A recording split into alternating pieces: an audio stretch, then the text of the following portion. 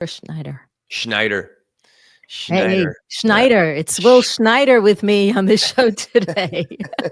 This is Yeah. Linda Ugolo, and it's the Delight in the Limelight live show, helping you go from the dread of speaking to loving it instead, because speaking is our human design. Let's make it become something that we know is our birthright, and Mm. we are on a journey to learn how to do better, to feel more present, more articulate, more expressive of our ideas, because your ideas are important. Your thoughts, your perspective is unique to you, and let's help it all come forth. So, on the show with me today is Will Schneider, who is a former actor turned yoga and meditation coach and the host of the podcast Men Talking Mindfulness. Is that it? Or Men Talking What is it? Men Talking Mindfulness. I'm a co-host of Men Talking Mindfulness. I co-host with another guy. That's why it's called Men Talking Mindfulness. It's just two dudes talking about mindfulness. But yeah, it's great to be here, Linda. Yeah, thank you for this opportunity. You're welcome. And what I really appreciate about you is, of course, we have very different backgrounds, but we have a lot of overlap. So I'm really Right. interested to like compare notes, and as we do so, to like help people find things that are going to inspire them, that they can try out for themselves, and maybe shift your attitude about what speaking is all about and what are the Mhm. possibilities for you. So, one of the things that I was really curious about was your acting background, because I Mm, have a performance background too, but it was with a women's world music group, and I danced and I sang mm, and I played the bass and percussion. You're an actor, which mm. is another performing art. And I was just wondering if you could share a little bit about how you feel those experiences have shaped your ideas and your approach to like confidence and building resilience, or whatever you felt like the lessons were that kind of created a foundation for what you're doing today. Yeah. Acting is really, I mean, God, I mean, I haven't really acted I put that down like in 2011, and I've been on this other journey, but like, it's really, it's a long journey. Like, it's a journey of self-discovery is really what acting is. It was a journey for me of understanding creative expression in the way that I wanted to express. And I think the way that I needed to express myself at that time was putting myself in some very high stakes situations very often. Um, Are you and talking about like auditions or? Audition or stage auditions when you're on camera or even in acting class, like, you're standing up there and they call it like you're just like naked before people, and just, with, a lot of things can come up in your own mind of them, like, oh, just judging you or criticizing you, your own self-judgment, your own self-criticism. And like, how do you let go of that? How do you stay in the moment? And really what acting has helped me to do, it's helped me to be a very much more effective teacher, is really getting to the why. Like, what am I doing here? Like, what is the big why? Who am I serving? And in acting, I'm servicing the playwright. I'm serving the vision of the director. I'm also helping to serve, the ensemble of the cast, because we're working together in order to do this message. And that was a big transformative thing for me, when I'm taking the pressure off of me, of like afraid of like screwing up or, blowing an audition or something like that, and really being grounded in the moment, and really, living in service, right? Whether it's like, I'm also as a teacher of yoga and mindfulness and meditation, and, with the podcast, like, we're living in service to help other people, right, to take on these practices and do this work. I mean, so. Yeah, I like that, how you say that. And I wouldn't have guessed, although it makes perfect sense, that of course Mhm. you're in service as an actor. I Yeah. was I was speaking this week with a client of mine, and I speak frequently about this, that some people come and they say, I want to be impressive. Who's that about? Right? Who's that Exactly. about? Right. Yeah. Yeah. Exactly. And Mhm. and what a and in fact, this one particular client that I was working with this week, it was such a relief to think, "Oh," like I was saying, "How often have you had accolades?" "Oh, I get them all the time." "Well, how Mm, much is enough?" Like, "Do you think mm, you've had enough for your lifetime and you can switch into a place of service? Like, mm. what do you want your speaking to be about?" And she Yeah. was like, "Oh my god, I never thought about it that way because she was always the best. She was always told how she was so good. And Mm, she began to identify mm. the purpose of her speaking with those kinds of accolades. Yeah, yeah, yeah. It's true, and it's like what what's the most impressive that you can possibly be is to be 100% of your authentic, unforgiving, unapologetic self. Like that's What when does that mean to you? well, I mean, I try to live it as much as I can. Another way of framing it, and I'm learning this through the work we're doing on the show, is like it's called autotelic personality. Look that up, right? It's just like completely unapologetically being who you are. And when you are who you are, and really embodying who you are, I'm grounded, I'm here, I'm present, I'm listening. I'm not trying to criticize or filter or try to curate exactly what's coming out next out of my mouth, but just really trying to live, like, to answer your question in this moment as best as I possibly can with what's going on in the environment around me right now. Yeah. Like Yeah. that's And what that's is the word authenticity. that Yeah. you said this is? It's a phrase, autotelic personality. Yeah. Auto Autotelic. Autotelic. Te- autotelic personality. Personality, right? I mean, it's just a fancy way of saying, like, being your authentic self all the time as much as you can and keep discovering more of that authentic self. And one thing that's really nice about what's impressive about authenticity is how incredibly, on an energetic level, all the emotions that we have in our body, authenticity registers the highest with other people. It's just almost like a magnet. And that's like, you just become impressive by just continually learning how to strip away all the stuff that's getting in the way of you just always being yourself as best you can. Yes, and we have so much built around us because Mhm. of how we grow up. We're always trying to fit in. We're trying to operate, appropriately, Yeah. and we Yeah. we create what we think are the rules of behavior Mm, by what we're told, but also what we imagine or ascertain or try to psych out. And mm, oftentimes that creates probably more. I know there's some psychologists that talk about armoring, armor or filters or rules that we live by that we don't need to, but yeah. we think we do just because they've kind of worked for us. It's how we've navigated, and we don't Mm, realize that we've created a narrow passage, yeah. to walk through in our lives when it could be much broader and Mm, freer. Like even just what you're saying about not allowing, the words to come out as they come out, like being yeah. that is a sign of authenticity. I Mhm, I work with that in the Delight in the Limelight program, like thinking on your feet, allowing to yeah. trusting what emerges.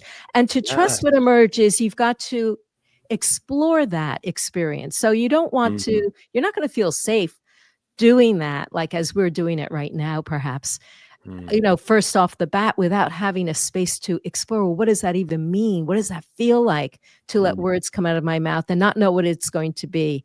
yeah. Actually, we're doing that day long, aren't we? We We're do that doing it from right now. we're We're doing doing that it right right, now, right. right. But Exactly. we do it from the moment we wake up until at night. Whenever we're speaking to people, words are falling out of our mouth. But Yeah. I know from my own experience that I used to be very halting. I Mm, used to be like second guessing, should I say this? Should I not say mm, this? And now as you say, I coming to a place of feeling of trust, of presence. And I do believe that when we live in a place of not worrying about what other people are going to think of us, yeah. but rather that our attention and intention is how can we be most present. Yes. And my intention is service. My Mhm, intention is connection. My intention mhm. is being true to myself, kindness, of course. I mean, that's kind of Yeah. like that's like an of course. Yeah, yeah. Mhm. Well, But that's I think part of that. That's kindness is part of that authenticity as well. Like when you're really living and embodied, yourself. Like there's a lot of technology already built into our DNA, right? That helps us. Like, and kindness is one of them. Patience is another one, right? That helps us to bring forth our best self. mhm. Yeah. Yeah. Yeah. Mhm. So I have a question about acting. Yeah. So when you are acting, obviously you're taking on a role. Mm. And you want it to feel authentic to whoever that person is. The character. Yeah, The you're saying. character, Yeah, yeah, yes. Thank yeah. you. I don't have the language for that. All good. How how how do you see that exploration of other people's characters uh, amplifying or enhancing your own authenticity? Well, that's a really good question. I think it helps me to realize that, my perspective isn't the only perspective. Like my experience isn't the only experience. Like when you're living in the service of a playwright and his character, it's like, character development is very it's a lot of work in order to really get down to the root of that character. And it it's just helped me to again, just to take a broader perspective, to understand it's like this is just my journey versus like, or trying to push my experience on everybody else all the time. Whereas like when you're living in service of a play, which has a very, it's an arc, like there's a beginning, middle, and end. They're telling a story. There's, your character might be the hero, it might be the villain. And it just, it's really helped me to understand that. Also, another thing is like we're always in story, and when I'm speaking, whether it's on the show or it's whether I'm teaching in a class, like when you bring story into whatever you're trying to communicate, there we are connected more deeply as human beings because of story is just so deeply part of our human experience. And being a storyteller as an actor, like a while ago, helped me to understand like story as well as like different perspectives and understand like stakes and stuff like that, and bringing those things into podcasts, bringing those things into other ways to kind of maybe have fun or just a deeper way to communicate to people, that they really, not just you're just being listened to, but really being heard. This is something I learned from Stephen A. I saw him speak. Stephen A, the sportscaster. Now he's like more of a pop culture commentator as well. But it's like, he goes, I want people to hear me, not just listen to me, but I want people to hear me. And that hearing goes deeper into, our consciousness, into our body. So I'm really being felt, not just like, like a vibration, if you will. Yeah, a couple of things. I love that. And a couple of things that is coming to my mind as I'm listening to you is Mm, the first thing you said about you embody that character fully. yeah. And I'm thinking that it's like all your cells has to believe in that character, and Yeah. and just that process of letting yourself be filled fully Mm, with that personality is almost well, two things. One is that it invites us how to fully embrace ourselves, fully experience ourselves, yeah. because you are practicing how am I wanting to move? How am I wanting to, like, what's my energy? I'm just guessing, I've not taken acting lessons, but how do I but I've done this with music because I've sung music from other countries, and I try to Mm, embody the feeling and the texture and the emotion of the music as it might have been felt in the culture. mm, So I know it from that sense, but I'm just thinking, like, when we talk about being our authentic self, mhm. by playing authentically other characters, you learn how to take that fully into you. Yeah. And the other thing that came to me was, well, actually, there are three things. The second thing I was Mm, thinking of is that like you're talking about, what is it like to get into other people's shoes yeah. and to experience life from a different perspective. Mhm. And that is not only wonderful to do when you have an audience who are in different shoes than you and you want to understand them. So it gives you a tool of like, oh, I know how to get into other people's shoes because I've practiced getting into other people's shoes. Mm, And what a wonderful thing that is. And but also I'm thinking from a healing perspective, because I work with people to uncover the root causes of their what made them feel unsafe. And like today I was working with somebody who was talking about an experience in first grade where she was humiliated for her pencil broke. It was messy. Mm. And she was humiliated in front of the class and beaten. And Wow. um, the you know the I one modality, healing modality that I sometimes use is how do we get into the character of that, if when things happen to us externally, the character of the person who might have infringed upon our us, upon our bodies, upon our emotions. And when we got into like, what was it like to be a teacher who Mm. didn't have the resources, who didn't have support, who didn't know how to handle a room full of kids, who and just like the her own terror Mm. or her own panic, and maybe also the things that the cycle of abuse that she had lived through and the Yeah. wounding that she had. And this was a memory that this person has done a lot of work on. She's been in therapy and done different Mm. kinds of approaches, and I felt like, or she felt like, today it really did move, and it moved away, and it lightened, and she Mm. felt like she could release it for the first time. And I think it was in part because of just what we're talking about, like understanding the that everybody has their story Yeah. Yeah. Big time. I mean, that and makes them behave the way they do, and if they could have done better, mm, they would have done better.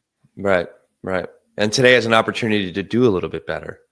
You know what I Yes. mean? I think that's like, instead of always being locked into whatever, whether it's a shame cycle or some sort of cycle of like mental destruction, that manifests in your life in some way. It's like, how can you take, today to, you know, reprogram yourself in some way, or to step out of your comfort zone and just do, like they say, to really stretch, to change, and to really grow. You just need to just work like 4% out of your comfort zone. And if you just keep repeating that, whether it's 2% even in one day, that 1 to 4% every day, you're just going to grow. You're going to grow. And imagine you accumulate like 4% every day, or just making little changes. What's that going to look like at the end of the year? I mean, it really makes a big difference just by taking small steps, like being vulnerable, embracing more of that authenticity as you go through that process, and just showing up again and again and again. And you kind of eventually can like maybe break that narrative and start a new one, which is possible. Will, give us an example of that. Um, well, I mean, on the physical realm, it's you can just you want to get stronger, you just got to add a little more load. Whatever it is, whether it's squatting, whether it's benching. If you're looking to access and be more vulnerable in your life, like say it's within your relationships, with a loved one, it's just like, you know, having those conversations that can be very challenging sometimes. And it's also like when you're in a close relationship, like say you want to talk to your mom or your dad or your brother about something, those are safer environments, what you're talking about, to really start to access more vulnerability by being seen and heard and felt, by another person, as well as talking about something that might be very uncomfortable, and realizing, instead of it just being looping around your head, is like, oh, somebody knows this about me, like I just want to crawl in a hole, or I'm just never going to be the same again. And then getting out there and just taking that little step, all of a sudden you get some feedback, you get some results. You're like, oh my God, I'm still alive. That's actually better than I thought. Like, they're so compassionate, so empathetic. Like, what's next? Yeah, So yeah, it's yeah, just yeah. like little, like, and I think what you said earlier, it's like, working within some of these things, like as you begin when work to public speak, or just discover more of that authentic self, like it's important to have a good nucleus of people around you that give you that grace, that are forgiving, that understand, that you're developing. And if they're developing as well, like even better, because you're bringing that energy of like self-improvement, to a space that you're creating together. And and you're just gonna, there's more courage, more risk, right? More confidence will come as you do that. And then whether you take that into the office, or you take that onto the stage, or you take that into a presentation, or onto a speaking gig, it's just like it all, um, you know it just feels better. I mean, it just really begins to make a difference Yeah. because, and you're sticking up for yourself in that way, which is so big, right? Instead of like squashing that potential you have, but also, and as you do that, you're discovering more of that autotelic personality, and Yes. realizing like, and when I'm really present, when I'm really, my authentic self, there's a tremendous amount of forgiveness that comes with that. Because if I'm, not trying to impress people, right, and put on necessarily like a performance, and I'm just really like in my bones, in my skin, grounded in a moment, it gives other people the opportunity to relax. I see it all the time when I teach. Yes, yes, Yeah. yes. And I love two things that you said. One is that like start with where you are already comfortable. Like Yeah. if you're Yeah, going to absolutely. be vulnerable, don't be vulnerable in the least safe places. Be vulnerable in the safest places. So I think Yeah, of it as actually like expanding our comfort zone to be exactly. broader and wider. Exactly. We just had Kristen Ulmer on the show, Men Mhm. Talking about it. She's great. She's a fear expert. She was incredible. And she has some really great TED Talks. She wrote a great book about fear. She really like blew my mind about fear, and instead of like trying to detach or let go of fear, and she talks about anxiety and fear is the same, but like how do you embrace, how do you let it guide you, how do you kind of dance with it and let it move you forward, because it's always going to be there. Like Yeah. we are not thinking beings, we are emotional beings, and their emotions are always going to be there.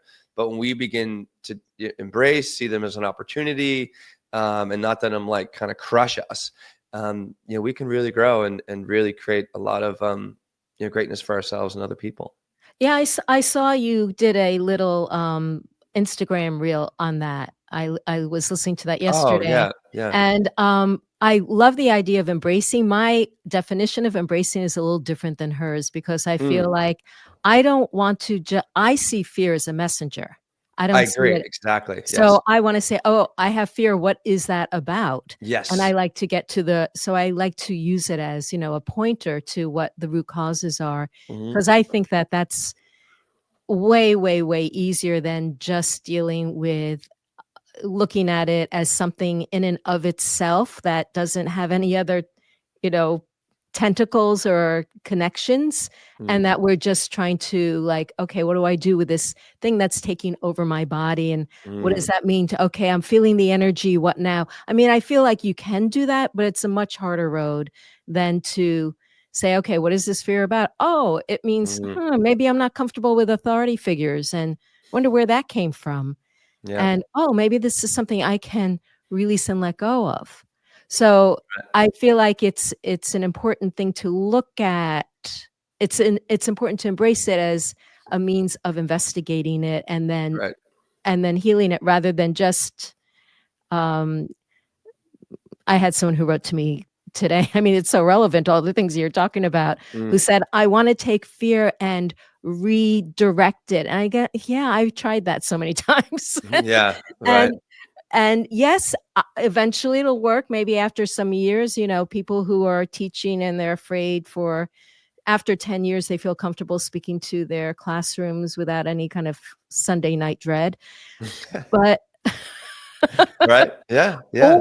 but it's so much faster if you're willing to kind of, like, sink or dive into the depths a little bit and Mm, into, like, our history, the emotions behind things. mm. I just feel like it's a more rapid way of moving through. Yeah. Yeah. I actually, I just thought of, I went to Gov Ball. Was it Gov Ball? No, or it's like Global Citizen back at like 2019. And I saw Cardi B on stage, right? And she's an amazing artist. Like I like her music. I definitely like some hip hop. And they had some technical difficulties during the show. You know what I mean? And they had to stop the show for a moment. There's like thousands of people there, and she just got real raw and on the mic. And she's like, "Hey, how's everyone doing out there?" We're like, "Yeah." And she's like, "I gotta say, I'm really nervous right now." Right. And all of a sudden, just so you could just that level of just communication, that level of authenticity, that level of just like really speaking truth, she just like, I loved her even more. And I Yeah. just gave her more, and she relaxed me, she relaxed the audience. And we just like, there was this unity that came from just that little admission of how she was feeling, Yeah, yeah, and I yeah. say that because if you're like out there and, maybe you're, a student teacher and you're getting better at your lessons and trying to get better, it's just like, be real with the class. Be like, hey, I want to let you know, this was like one of my first lessons. I'm a little nervous right now. So thanks for your forgiveness. Let's do this together, and let me know I can help you, or maybe give you some feedback at the end of class. So, cause I only want to improve. I only want to get better with it. And this is an opportunity to do that, you know? Yeah. Yes, I think this is so important, and I feel like this is, becoming an online entrepreneur, this was one of my biggest lessons is how to show Mm. vulnerability because, well, we go No. through the Yeah. educational system and we're trying to Right. they're teaching us how to be perfect and not show any weakness and not show that there's any, like, chink in the armor, Yeah. and for Yeah. years, I lived that way thinking I had to be right, I had to, like, Mm-hmm. uh, you know just show a particular facade. I had to Yes. know things Mm. because God forbid you don't know something, and You're and right. then you learn, talking about rules, that there's a whole different set of rules in real life, and Mm. there's a whole different set of rules in how what authenticity means, like even the idea of being authentic. So one of the things that I've just enjoyed doing more and more is like writing, like keeping track of my foibles, keeping track of the mistakes that I make and being able to share them in a story, maybe in certain environments and then maybe not in others, because we do want to maintain a feeling of being safe enough Yeah. until we feel comfortable, like, putting it in a TED Talk, because not all things I think, are necessary or appropriate in all environments Mm. to share about. But, like, I would think of the times that I sent out an email to 2,000 people on my list when it was meant for 4, and it had included a live link, and I was thinking, "Oh, no, who's gonna come?" You're gonna have 2,000 people on your live, right? That's that's fun. Things like that, but just, like, being able, like, yes, there's a moment of mortification all the time with these things, but Yeah. then it's like, "Oh, well," and, like, these things are stories, and that the idea of, like, we shouldn't make mistakes is, Oh, I mean, impossible, number 1, and undesirable, number 2. We learn, we're taught that we learn from mistakes, and yet we're penalized for mistakes in school. So, of course, we're mm, afraid of making mistakes. yeah. But I like to say there's money in the mistakes we make because that's how Oh, we discover things. That's how we come across uh, new ideas that we hadn't thought mhm. about. And it's also how we are relatable to other people. 100%. Yeah. Yeah, mistakes are a gift. I mean, I really what helped me definitely, I mean, through my mindfulness journey, through meditation, through continually teaching in front of people, what I just look at life as a classroom, and we're just in this classroom, and it's a constant nonstop education. There's obviously a time that I need to be the teacher, I need to be the leader, and I need to step up. But even then, I'm a teacher, a leader in a classroom full of like students, if it's actually really students, or just and that, like, just having that attitude that, like, if you're trying to be perfect, like, it's not human. Human beings are not perfect at all. Zero. Like, we are defined, and we build character on our mistakes. And what's really important, what makes a big difference, like, I don't think there's anything isn't it for me anything as failure. It's just all feedback, and it becomes failure if you don't learn from that feedback. Mm, Right. And then mhm. and then it could take time. It could be working with a coach like you. It could take, like, writing stuff out. It could take, taking a second swing at it, like whatever you did, and just learn and be humbled, and put your best foot forward with the next opportunity that you have. Mm. But also with that humility, finding more authenticity, in the classroom of life, and just and going forward and doing the best you can. And I've seen, as I continually adopt that philosophy and that attitude, it's like the amount of forgiveness that comes from other people is remarkable. because they're like, I mean, they're seeing you, like, whether it's like I'm teaching or I'm on stage or, or like giving a talk, just like, they're, oh my God, I can't believe, they're almost like, some people might want you to kind of fail as like, oh my God, I hope he's going to screw up or something like that. And that's just something that they're bringing up, like, inside of themselves and portraying on you. For a lot of other people, sometimes it's just like, as soon as, like, they want you to succeed very often, that, and they want to see you do well. But when you don't do well, it's like, this common humanity that exists amongst us. Common humanity is like, we're all human beings doing the best we can. We're all in this weird, interconnected world in some way. But we're all at our core are human, and at our core we're also emotional. And what makes success or doesn't in our life is like how we show up our full selves with all those emotions. But then also, practicing, preparing, technique, being a good student in the classroom when you're actually being educated, instead of just like being with the education of life all the time. So, yeah. Let's talk about yoga and meditation Yeah. and breath, because those are the things that you're currently, Mm-hmm. engaged with on a bigger level. Yeah. I know you moved into teaching yoga at one point after you left your acting, and then you even brought it into the corporate setting. Mm-hmm. I'm curious, how receptive do you feel the companies are to bringing in meditation, yoga into the workplace?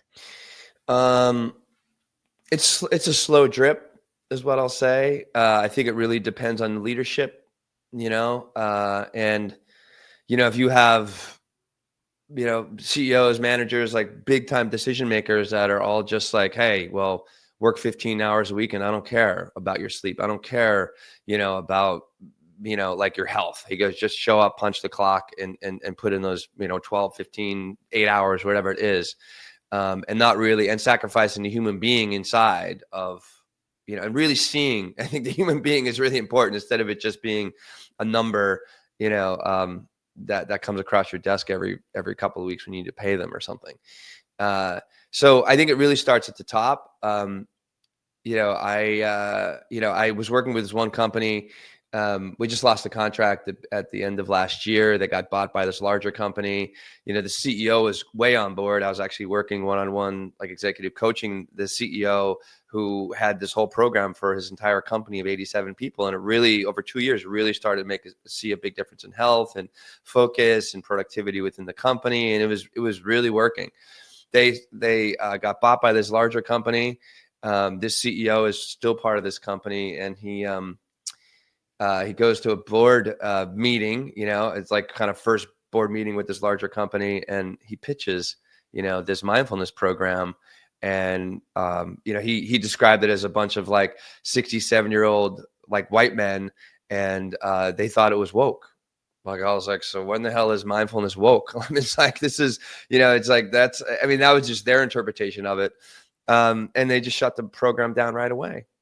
So I think it's like, we're in this very interesting place right now, that companies are real. I think this will be the way of the future, because bringing mindfulness practices, whether it's like meditation and breathing and some exercise, and, creating a nice little cohesive teamwork as well is super important in this environment.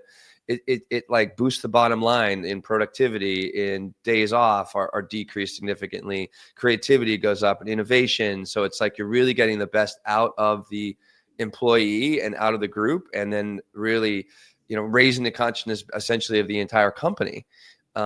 And if we're profit-driven companies, there's a ton of data out there, and people will turn in this direction eventually if they're not. And maybe it's just a matter of time to get rid of these like old white men, at the top, and then bring in another batch of leaders that really understand like what human optimization is and what it takes to do that. And also, yeah, human potential. Yeah, Like, what absolutely. if they're really after, how do we create an environment that works best for the people and for the company? What would that look like? Yeah.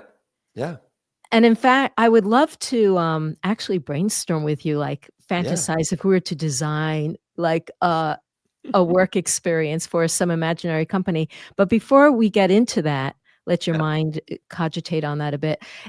I'm remembering I was touring in India with my Women's World Music Group, and we were invited by the Seva organization in Ahmedabad, which was one of Gandhi's. It was Gandhi's original organization, Mm, and they had a whole list of the missions and the different organizations they worked with, and they would go to women's cooperatives and who were creating sewing and dyeing and arts and cooperatives for women to be able to earn a living and contribute to their family's income.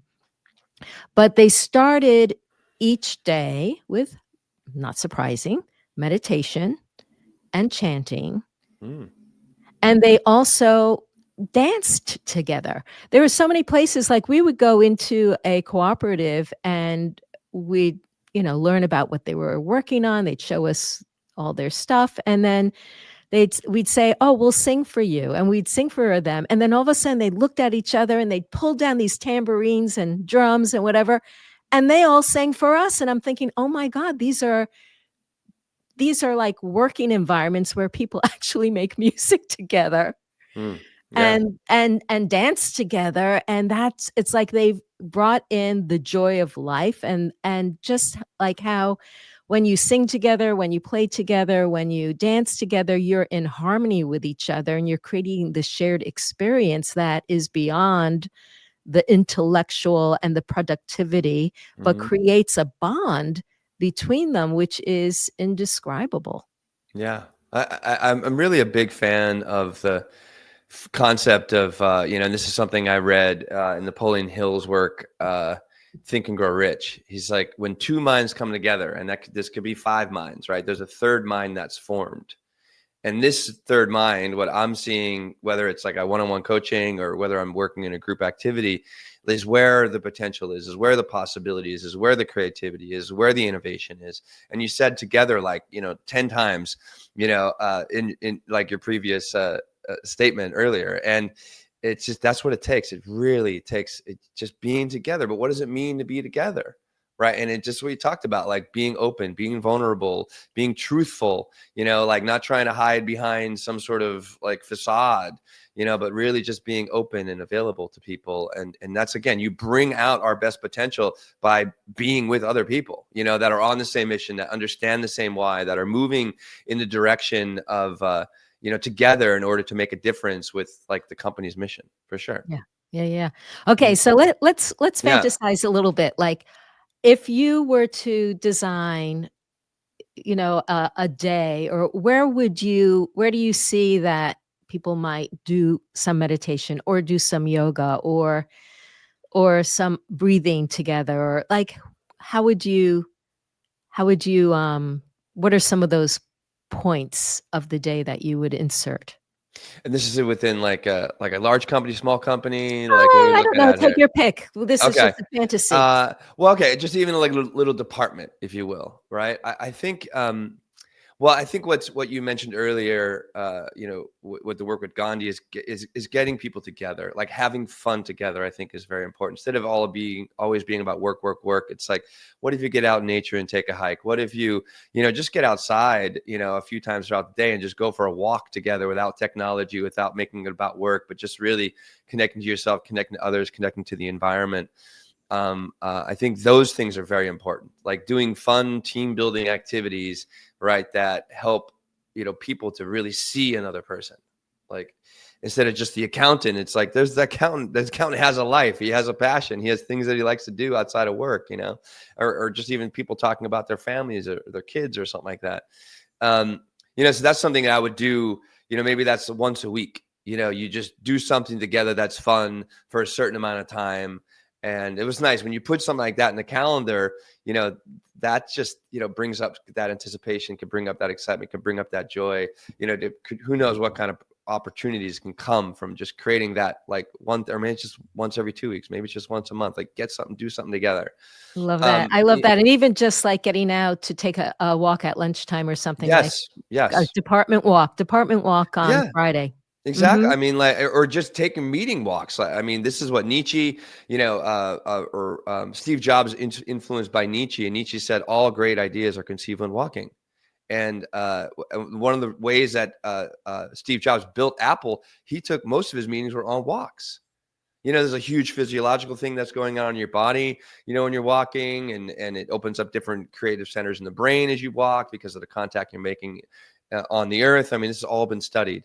Another thing I know mindfulness would help is focusing. I mean, I think it's very important right now, especially with the incredible intrusion of technology in our lives. It's like, how do you create like kind of a least distractive environment as possible, right? Because if you're really like cranking at a task for a certain amount of time and you pull out to check a message, or there's distraction behind you, and it takes a long time, they've shown, to get back to focusing where you were before. Yeah, yeah. Um, I'm yeah, also, just to jump off on that, before yeah, we started the podcast, we took a moment hmm to breathe, yeah.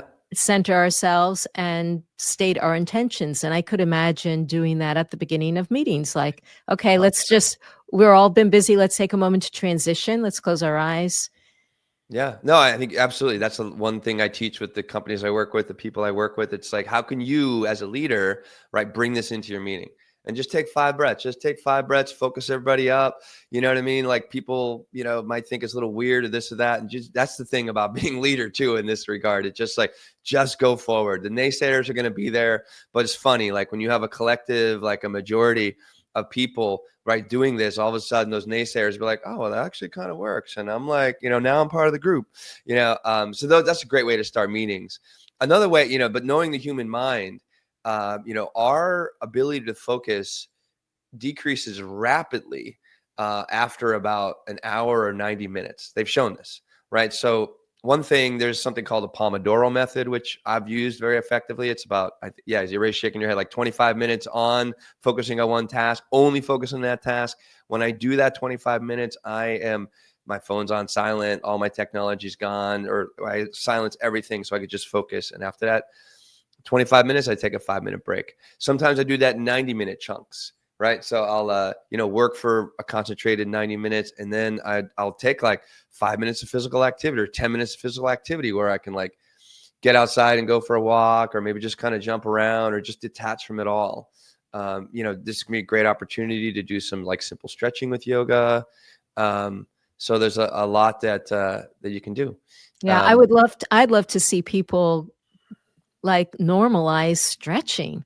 I oh, mean, I just that completely agree. people are inhibited from putting their arms over their heads and just Yeah. stretching Yeah. out their ribs, or standing up and doing a lunge and stretching out their legs after sitting at their desk. I've been doing Mhm.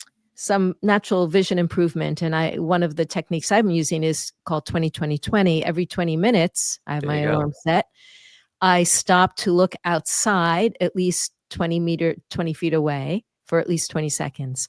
But Mm. generally what I do is I take more than 20 seconds. I get up. I always get up from my desk to stretch out, look outside, walk around. It might even just be a minute. It could be 2 minutes, but Mm. either step outside to feel the air, stretch my body, but do something that's other than, like an antidote to sitting at the desk, Yeah, and an exactly. antidote to looking with my vision just, 18 inches away. Mm. I mean, I think, yes, exactly. I mean, I think what's important, what we forget so often with the world we live in and the technology that is continually like, oh God, again, is so intrusive, is we forget like we have this body, or think of it as a car. Think of it Mhm. as a car. If your car is just going to sit in the same way all the time, and over time, you're just, the car's gonna, it's just, the battery's gonna wear down. Like, your engine's not gonna function as optimally as it can. So what do you need to do? I think you can think of it as like, what do you need to do like on like an hourly basis throughout the day in order to stay in your body? Definitely work within those like those little 90-minute chunks or less, and take those little breaks, I mean, that's a gift for everybody. And like, the more that you see other people in the office doing it, the more it becomes like a thing, and people might lend themselves to do it, which is again going to help create create the conditions for more focus, more creativity, better communication, better team members.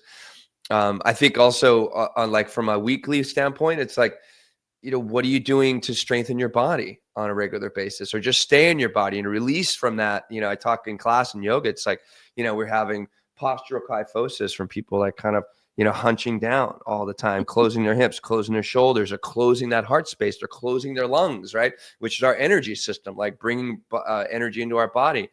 Okay, I'm going to stop you right there. Yeah. Okay. Because I want you to just say, maybe we can go back and forth. Let's go back and forth like 4 times, giving one suggestion of what people can do right now as they're listening, because they might be in the car, they may be at their desk, they may be cooking a meal, but what can they do like as a mindful awareness thing to be more open and present? Well, a great thing we didn't talk about enough is like just finding the breath, right? Just taking deep, slow breaths is going to help to relax and release some of that, or at least like reduce the stress and anxiety or whatever else is going on. So breathing is very important. Okay. So I'm going to suggest to feel how delicious your breath feels in this moment. Yeah, for sure. I mean, even just take a couple breaths as we continue to talk like this. You can breathe and listen at the same time. Yes. I think, for your body, right? Like, I mean, just like I have people just do the simplest exercises, right? Just even like kind of move, like, making some circles with their arms, just keeping the shoulders open, going the opposite direction, I think is really important. Like doing some back bending, to kind of release some of that tension in the front, I think is so important as well. What else? Okay, keep going. I also love, moving from what you just said, like everything we do changes the way we breathe. Yeah. Yes. Like every movement we make, if we have to lift something heavy, our breath is supporting that. So feel how it's supporting your, if you're twisting your body in a particular way, that's going to impact your breath. Our breath is so responsive to everything we do, including our emotions. So allow yourself with whatever you're doing now to feel the shift and the flow of the breath flowing in and out.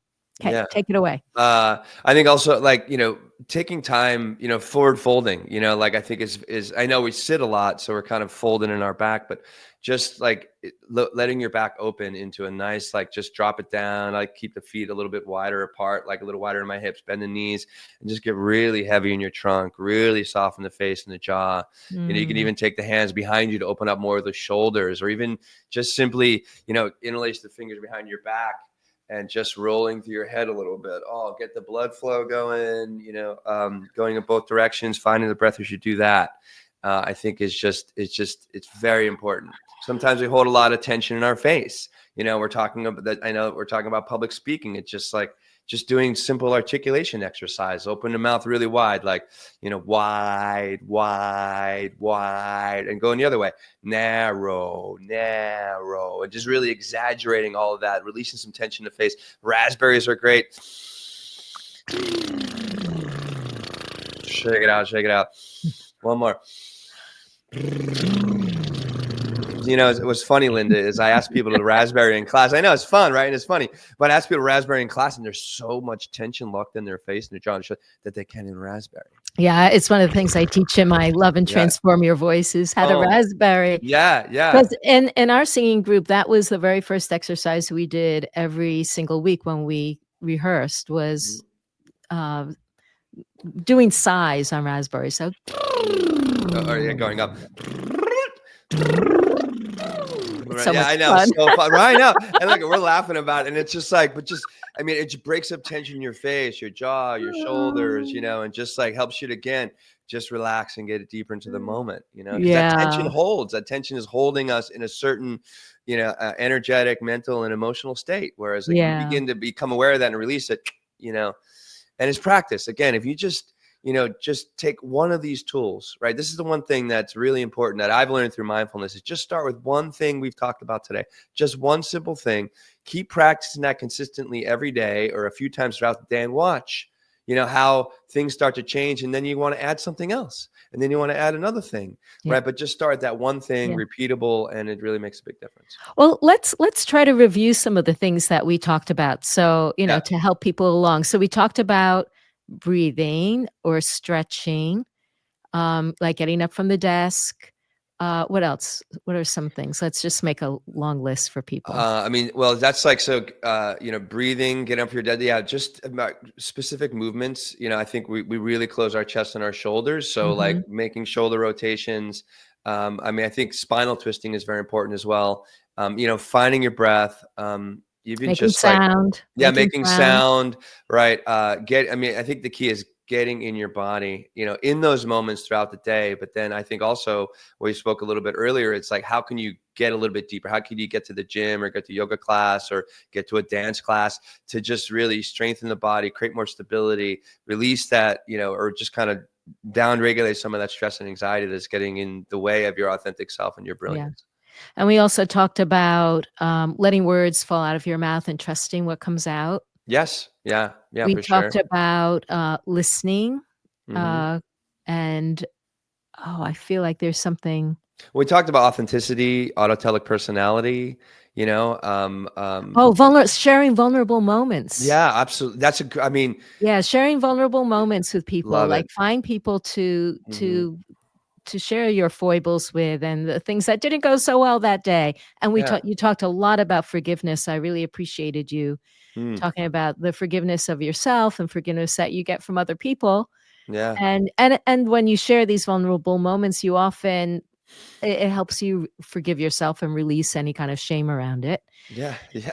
Love it. We talked about, what else in terms of the authentic self? There are a few more things that. Yeah, I think stretching, right? Getting, that one, it doesn't have to be this massive, big, giant step forward that scares the hell out of you, right? Just 4 or 5, like 1 to 4% out of your comfort zone. Just grow that comfort Or zone a little growing more. inside the comfort zone with the Yeah. people you're already Yeah, comfortable with. exactly. And Yeah, growing and growing. And then it's all of a sudden it's like, well, really, I'm unstoppable if I really want to be, So yeah, that's a big win too. And I think what we said last is really important. It's just repeatable action is very important in order to create that new self that you're listening to this because you want to get out of your way in some way, right? And we just gave you a bunch of tools.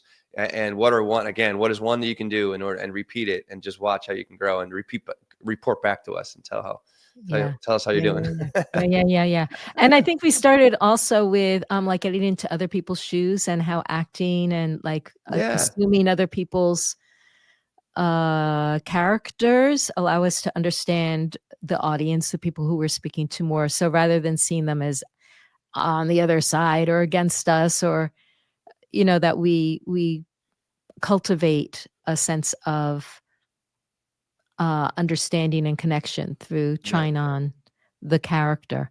Yeah. Yeah, all Yeah. good stuff. I'll also run this through AI when we're done and see if there's any other things that we missed in terms of our Yeah. takeaways, but do you have any last thoughts before we get off the show that you wanted to share? Just the one thing that makes the biggest difference in anybody's life is to develop a very strong relationship to your breathing. Get to know your breath. Like it is. I like to think of, I heard someone say, and I really believe this. It's like, you think about, we come into this world with breath, we leave the world, we take that last breath. And I think the quality of our life is determined by the quality of our breath. So if you begin to, get to know your breath, I like to call it an ally, like get to know the most important relationship you can possibly form with anything in your life is with your breath. And if you can begin to find your breath, take breathing exercises, allow the breath to help you to ground in whatever circumstance you're in. It's just going to continue to serve you. And that relationship with you and your breath, like, it's just incredible where you can go, because that's, the breath is going to, like you mentioned earlier, if It's always there. It's like whether I'm moving something, whether I'm calm, whether I need to, whether I'm raspberrying, right? With to release tension in my face, the breath is there and it's guiding you. And when you're holding your breath, you're in your head. When you're of your breath, you're in the moment, right? When you're in the moment, you have a great opportunity to be yourself. And when you're self, that's when things are really going to change for you. That was my favorite thing. Good. Awesome. I Send just me got that. I got tingles. I got tingles. That was just so beautifully articulated. Thank you so much, Will. This has Yeah. really been a lot of fun. That was our intention, to have fun with Yeah. this today, and Mhm. I really enjoyed just, you know, geeking out on all of these Me too. ideas. And I hope, those of you who are listening to this podcast or rewatching the live show, thank you so much, and please share what your biggest takeaways are. We're all on this journey together, trying to be our best selves, trying to be our most expressive selves, Mm. and have this best experience of life as we move through it. So until our next one, I wish you all delight. Oh, wait. What? I totally neglected to ask you, Will, how people can get in touch with you. Oh yeah, yeah. Good point. Right. So please listen to the podcast, Men Talking Mindfulness. You can find that at mentalkingmindfulness.com. We're in our 5th season. Things are going really great. And me personally, I'm on Instagram at Will Not Fear, WILLNOTFEAR. You can head to willnotfear.com. I do coaching. I'm in New York City. I have like live classes here. You can come and enjoy as well, or we can work online together. And we're also at mentalkingmindfulness.com on Instagram too. So, and I'm on X at Will Not Fear. So like lots of different, Will Not Fear or Men Talking Mindfulness, you can find Will Schneider, and that's me. So there you go. Thank you, Linda. Thank you, Will. Yeah. Goodbye, everyone. Goodbye. Thank you.